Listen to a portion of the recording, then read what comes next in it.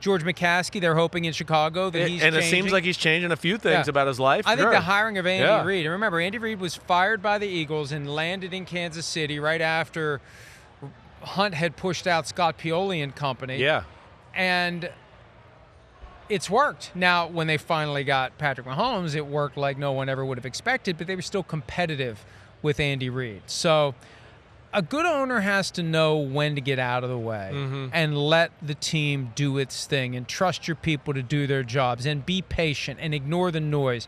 And there are so many bad owners. And I think that they could learn. And part of it is, like, the billionaire existence is so warped and different from the rest of us. Yeah, right. They can't even relate to a lot of the fans. They act like they do. They can't.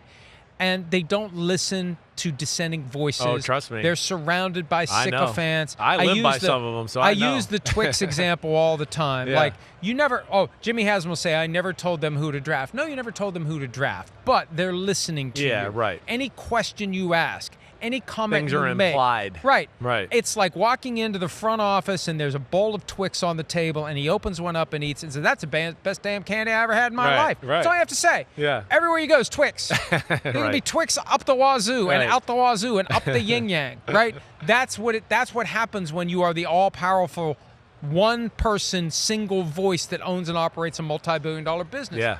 And you have to restrain yourself. Now, Jason Garrett talks about managing up, that it's an obligation on the coach to not just manage down, but manage up and try to navigate. But if you have an owner that doesn't need to be navigated, that's exactly right. Half the battle. Or just a little easier to navigate. Yeah, I hear you there. You're right. Well, it seems like we got two owners in this game that understand what you're talking about. And Jeffrey Lurie, right, and I know we're going to talk about the Eagles here a little bit too. He is one that seems like he's involved. Oh, he's involved. But it sounds like he puts in the work too, though.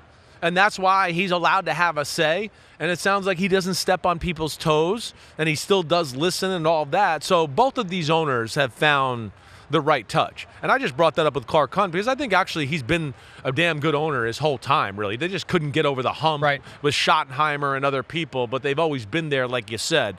And I think he has been standoffish or had the right approach either way. But, both teams have seemed to figure it out totality-wise as far as how to run the team, the ownership, the right touch there, and, of course, the guys on the field. This is Jeffrey Lurie's fourth Super Bowl as owner of the Philadelphia Eagles. The first one was back in 2004 with Andy Reid as the head coach. Terrell Owens is the key player, would have been the MVP of that game, frankly, if they had won. Hi, it's Mike Florio. Thanks for watching PFT on YouTube. Hit subscribe for the latest news and analysis from Pro Football Talk.